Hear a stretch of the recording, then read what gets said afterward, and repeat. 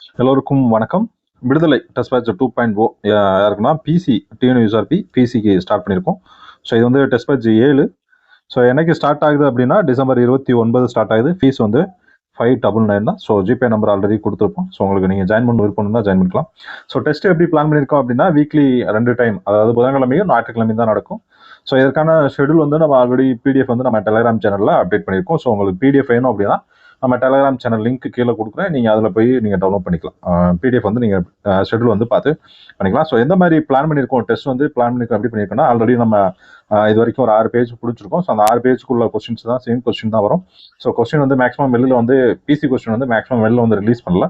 SI கோட converse கோட வந்து நம்ம வெளில கொஞ்சம் கொஞ்சமாக ரிலீஸ் பண்ணிட்டு இருக்கோம். ஸோ பிசி கொஸ்டினை பொறுத்த வரைக்கும் மேக்ஸிமம் வெளில வராது.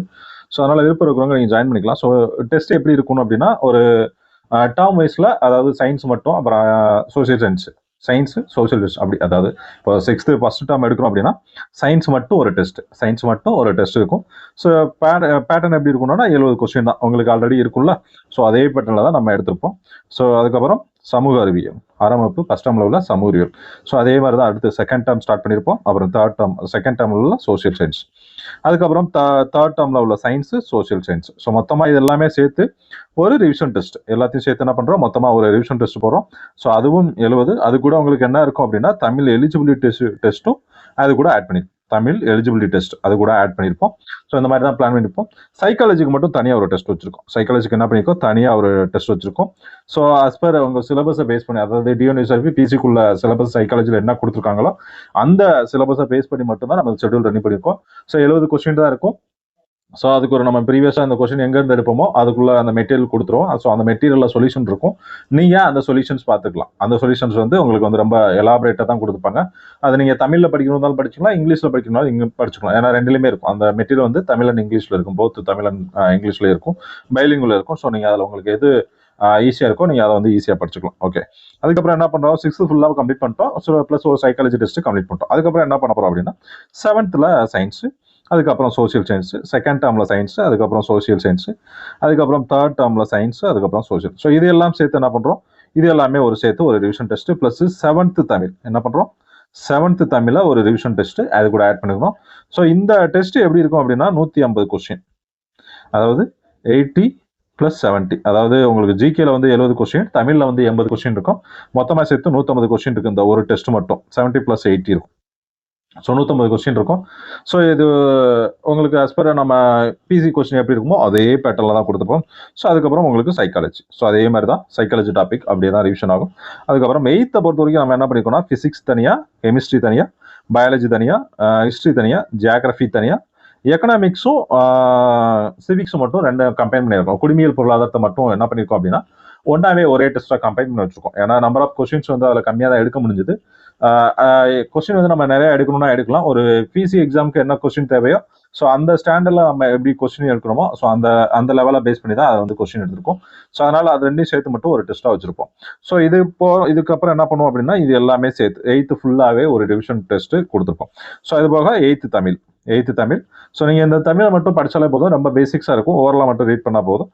ஸோ அதுக்கப்புறம் ஒரு சைக்காலஜி டெஸ்ட். அதுக்கப்புறம் என்ன பண்ணுவோம்னா 9th physics, 9th chemistry, 9th biology. 9th பொறுத்த வரைக்கும் ஹிஸ்ட்ரி ஜியாகிரஃபி ஒன்றா ஆட் பண்ணியிருப்போம். ஏன் அப்படின்னா இதில் வந்து எல்லாமே நம்ம படிக்க போதில்லை, செலக்டடாக தான் படிக்க போகிறோம்.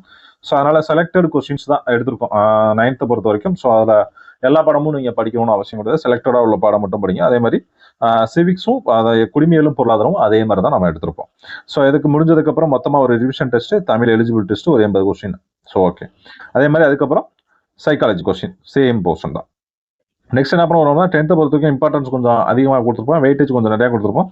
ஸோ 10th ஃபிசிக்ஸ், கெமிஸ்ட்ரி, அதுக்கப்புறம் பயாலஜி, ஹிஸ்ட்ரி, ஜியாகிரஃபி, அதுக்கப்புறம் குடிமையியல் மட்டும் ஒரு டெஸ்ட்டு, பொருளாதாரம் மட்டும் ஒரு டெஸ்ட் இருக்கும்.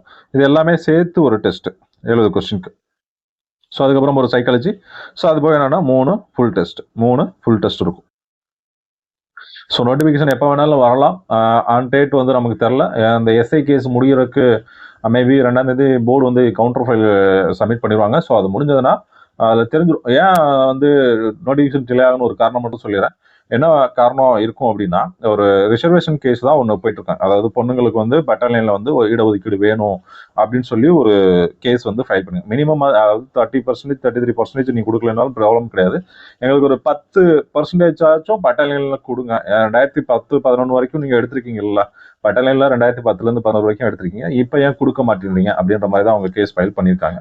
ஸோ அந்த கேஸ் எப்படி ஜட்ஜ்மெண்ட் வரும் அப்படின்றது தெரியல. ஸோ அவங்களோட கோரிக்கை வந்து நியாயமானது தான். ஸோ ஏஆர்ல எடுக்கிறவங்க ஏஆருக்கும் பட்டாலியனுக்கும் பெருசா ஒன்றும் வித்தியாசம் கிடையாது.